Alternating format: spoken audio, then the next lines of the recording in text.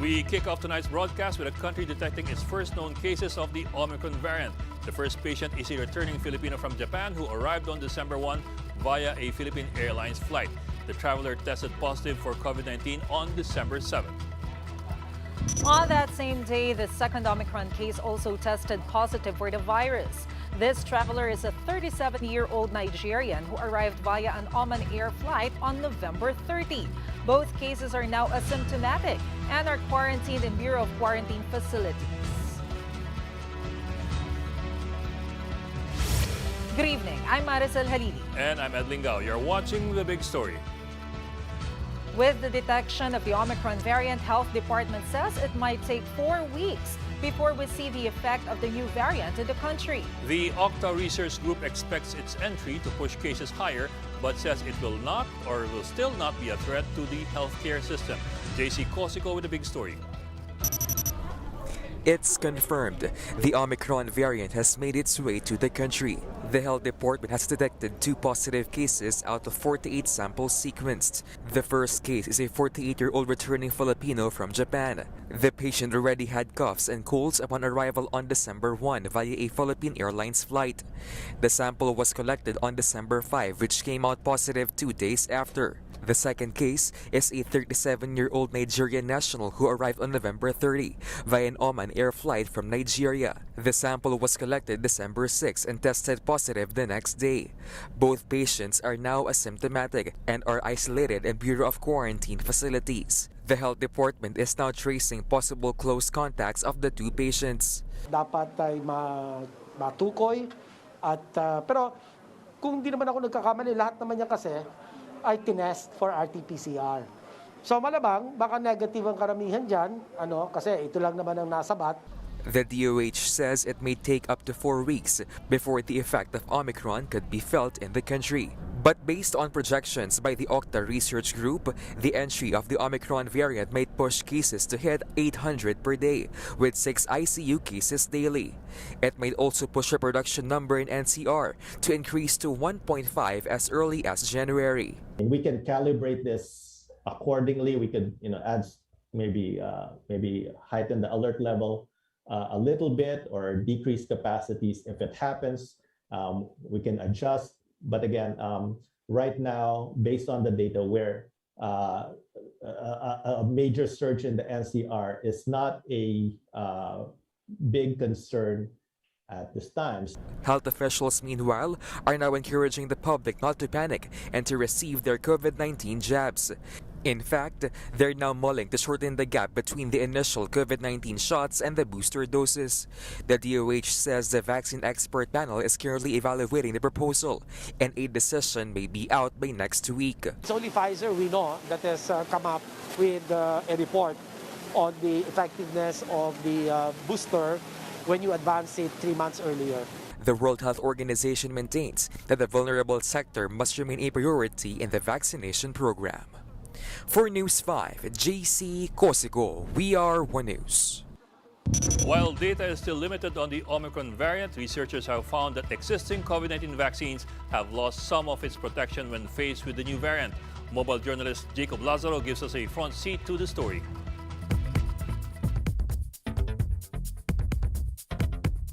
Omicron's increased infectiousness has everyone on the edge. The Octa Research Group and business groups are asking the government to advance the interval for booster shots from the original 6 months to only 4 months to head off a potential surge of Omicron cases. Assuming we have the Omicron start spreading today, and by the end of January, it will be at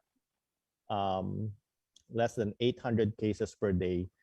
I think we should accelerate the boosting towards 4 months. No? A study by the UK Health Security Agency, the first real-world study on Omicron, showed that by the 6th month, those who got the Pfizer vaccine only had 30% protection left versus mild and asymptomatic Omicron infection, but they still had 70% protection against severe illnesses. The study, however, showed that the efficacy of AstraZeneca drops flat by the 6th month. So if you were vaccinated with 2 doses of AstraZeneca your vaccine effectiveness is down to 0 after 5 to 6 months. At the same time, the initial data from a study by the University of Hong Kong showed that Sinovac vaccinees failed to develop sufficient antibodies to fight the Omicron variant. The studies on AstraZeneca and Sinovac, however, are still in their early stage and only involve a small number of patients. Nevertheless, researchers say this drives home the importance of getting booster shots early. Father Nicanor Austriaco of the Octa Research Group said, "We don't have to wait for the vaccine immunity to wane before strengthening it." We see that with regards to the lab test. So a Pfizer booster will restore antibody levels against Omicron. We see the same thing with Moderna. As a medical frontliner during the pandemic, Aaron is always wary of bringing home the virus to his children. But getting a booster shot, Aaron says, allays a lot of those fears. Maging yung vacation ko maging masaya kasi nga kahit pa paano mapoprotektahan ko yung family ko at saka yung most especially yung mga kids talaga. But the health department wants more studies to be done before advancing the intervals for boosters to 4 months. Advancing the booster from 6 months to 3 months, is something that is being looked into by our vaccine expert panel. Mobile journalist Jacob Lazaro, we are One News. Just before the first 2 Omicron cases were reported in the country, government announced that Alert Level 2 will be maintained across the country until year-end. While cases may have been on the downtrend, the IATF decided to maintain the current status with the looming threat of the new variant. Apart from this, the IATF co-chairman Carlo Negrales says they have yet to finalize parameters for a shift to Alert Level 1. Effective December 16, the IATF has also placed 8 countries on its red list. That's the most severe classification for COVID-19. Included in the list are Andorra, France, Monaco, Northern Mariana Islands, Reunion, San Marino, South Africa, and Switzerland. Only Filipino travelers will be allowed entry from these countries, but they must be returning home either through government-initiated repatriation or through Bayanihan flights. Fully vaccinated travelers from red list countries need a negative RT-PCR test taken 72 hours before departure. Upon arrival, they have to undergo a facility-based quarantine while awaiting the results of another RT-PCR test on the 7th day. They may then complete their 14-day quarantine at home. Now, for the partially vaccinated, the same rules apply, save for a required facility-based quarantine for 10 days. These are the other big stories tonight. Signal number 2 has been raised in several parts of Visayas and Mindanao as Typhoon Odette intensifies further. The central bank has identified more than 2 people behind the hacking of BDO online accounts. IT experts are now cautioning against the use of QR codes from unknown sources. And all roads lead to Araneta as fans were able to catch PBA games live once again. These big stories after the break.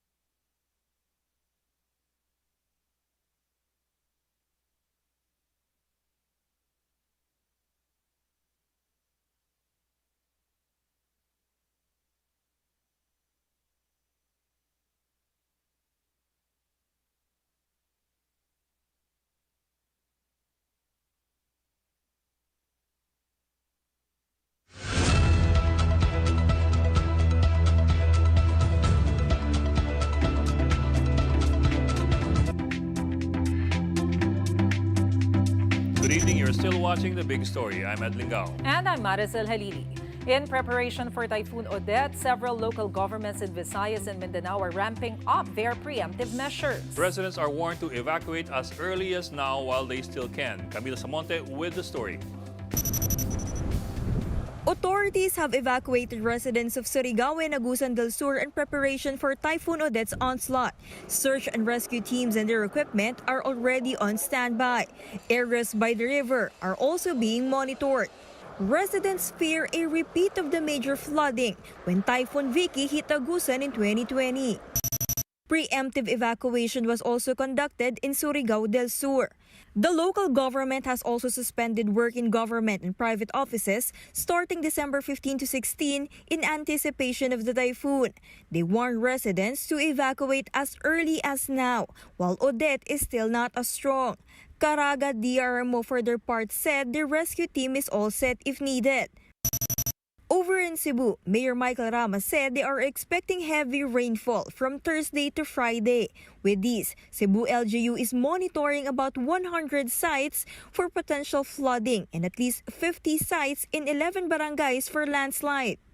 Government activities such as cash distribution to senior citizens has been postponed, but vaccination will continue as long as the weather permits.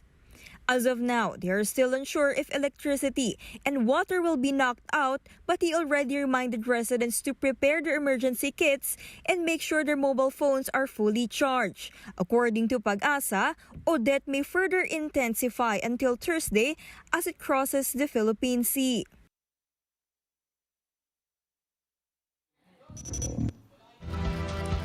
Typhoon Odette further intensifies as it moves west-northwest over the Philippine Sea. As of 5 p.m. today, the center of Typhoon Odette is located at 485 kilometers east of Hinatuan, Surigao del Sur, with winds up to 160 kilometers per hour. It moves at a speed of 25 kilometers per hour and is projected to make landfall in the vicinity of Caraga or eastern Visayas tomorrow afternoon or evening. In Visayas, signal number 2 is now in effect over the southern portion of eastern Samar and southern Leyte.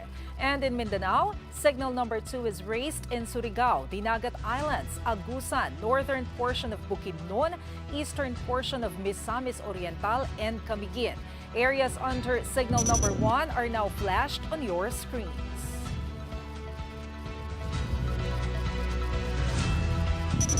Some suspects behind the Mark D. Nagoyo account have been identified by the country's central bank.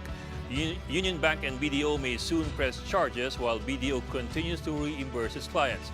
Mobile journalist Pamela Vasquez gives us a front seat to the story.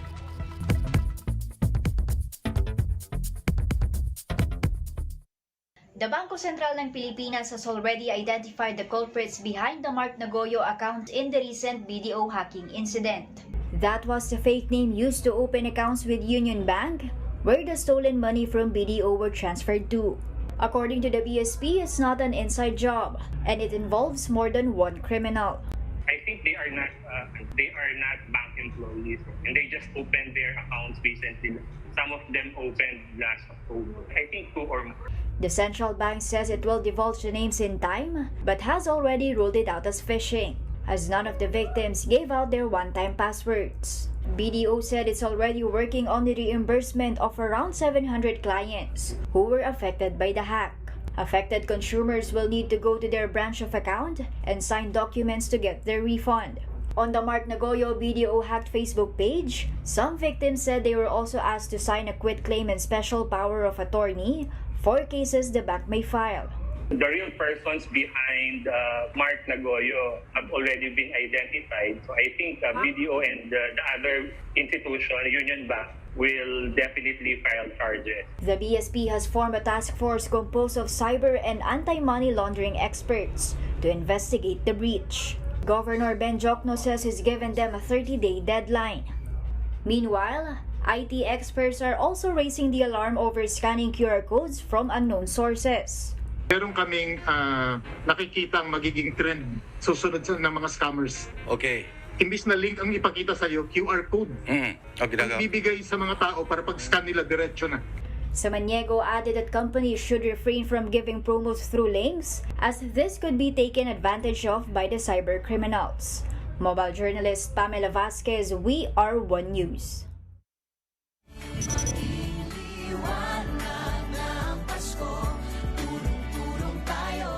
Christmas installations abound at the Spectrum Linear Park in Philinvest, Alabang.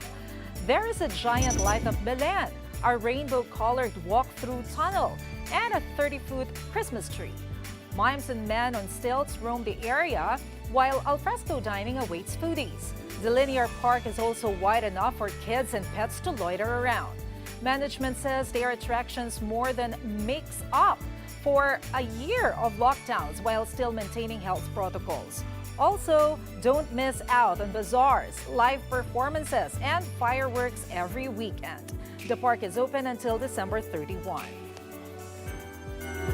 The MVP group of companies, together with its partners, are united in spreading joy and hope this holiday season. And you can be part of this remarkable movement. You may send your donations to the account splashed on your screen or contact us on the following details. Tara na sa isang maligayang bayanihan Pilipino.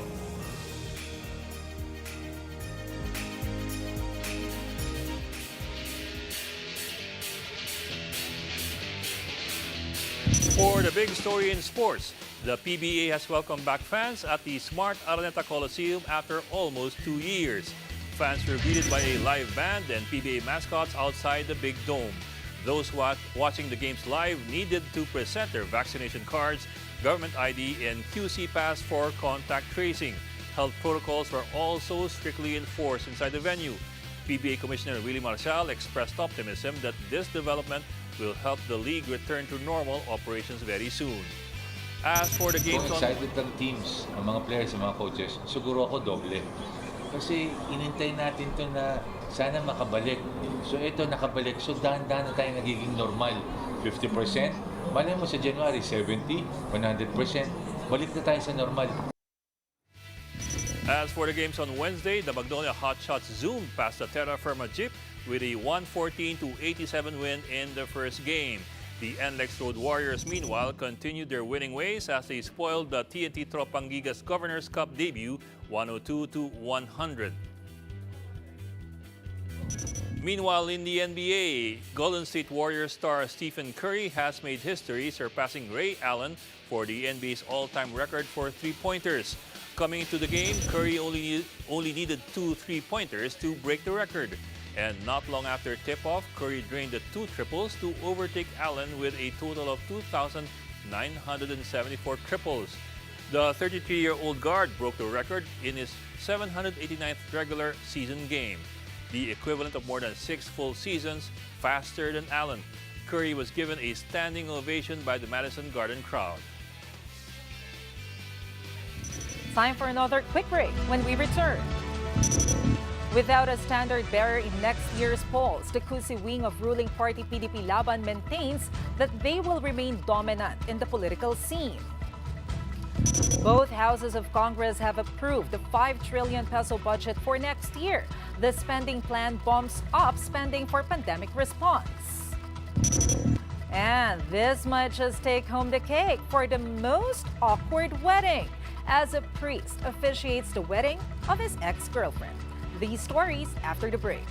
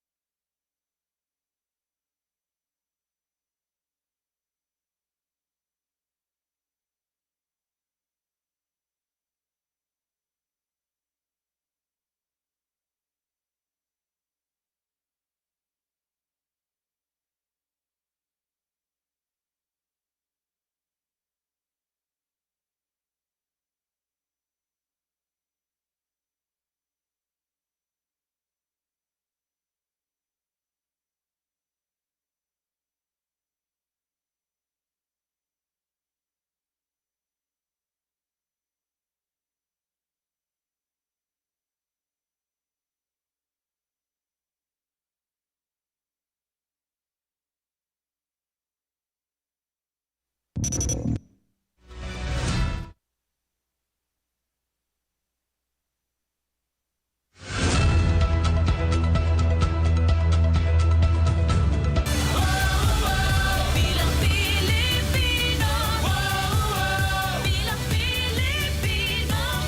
evening. You're still watching The Big Story. I'm Edling Gao. And I'm Maricel Halili.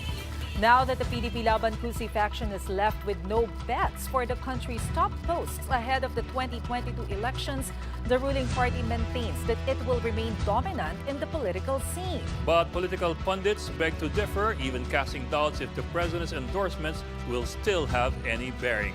Mayan Los Baños with a story. Top bets of ruling party PDP Laban finally closed doors on a possible election run on Tuesday. Just hours apart, Senator Bongo and President Duterte backed out of the presidential and senatorial race respectively. Their exit leaves the Cusi wing of the party without a standard bearer. But for the group, their dominance remains because of what they say is the president's success. But a political science professor has a different take. The power of PDP Laban has been diminished. Nag-unravel talaga yung Cusi faction. Whereas the Pacquiao-Pimentel faction, somehow nagpa-function pa. Discussions now turn as to who the Cusi-led wing will endorse in next year's polls. For Professor Coronacion, the president will likely settle for the candidate who can assure protection if and when charges surface after his term. Only scenario that I can think of in order to get that protection, even though he's not in power anymore, siya na si Citizen Duterte, is to forge deals with the candidate who has the highest chance of winning. As for presidential candidate Bongbong Marcos Jr., they're willing to continue what the president has started. That is if he'll get his endorsement. Marcos Jr. hopes that now that Go is out of the race, this may signal a consolidation of forces for the BBM-Sara unit team. But experts are doubtful as to just how influential is the president's endorsement now. Bumabagsak na dahan-dahan yung kanyang trust rating, approval rating, and even his popularity. Although mataas pa rin naman. He still has influence over decisions of COMELEC or courts, maybe indirectly, or so given the court cases against Mr. Marcos, that when you talk to even independent lawyers, people will say that there's validity to the petitions. But we know that that's where the lame duck question might come in also. With Go's exit, presidential aspirant Manny Pacquiao is hopeful that he'll secure the Mindanao vote. Reporting for News 5, Mayan Los Baños, we are One News. Lawmakers from the Senate and the House of Representatives have approved the reconciled version of the proposed 5.024 trillion peso national budget for 2022. At least 20 to 30 billion pesos were added to the proposed budget of the Health Department for 2022. 50 billion pesos, meanwhile, were allotted for special risk allowances of medical frontliners, while another 50 billion pesos was allocated for booster shots. A total of 3.5 billion was also allotted for down payment of at least 6 units of C-130 aircraft. And at least 32 billion pesos were allocated for state universities and colleges. Pre-wedding jitters are normal for the bride and groom, but for the priest, well, maybe not so much. It was a special case for one priest, though, as he had to officiate the wedding of his ex-girlfriend. In a vlog he shared on his YouTube channel, Father Roniel El Hacendero documented his ex-girlfriend Corina's wedding day, where he admitted to being nervous while delivering the homily. During his homily, Father Roniel shared a bit of their story, I hope not too much, eventually revealing their past relationship. Moreover, he also said that past is past, and he pointed out that they are now happy with the different paths that they have taken. In the end, Father Roniel said he wishes the two a peaceful and a happy life as a married couple. Si Corina ho ay aking ex. Huwag ka mag-alala, hindi naman ako tisigaw ng itigil ang kasal. Walang gayon. Sa pelikula lang yun nangyayari. So muli, congratulations kay Manuel at kay Corina. Best wishes. Alam mo siguro ng groom yun, no? Bago sila ikinasal. No? Siguro naman, siguro kasi siya, ha?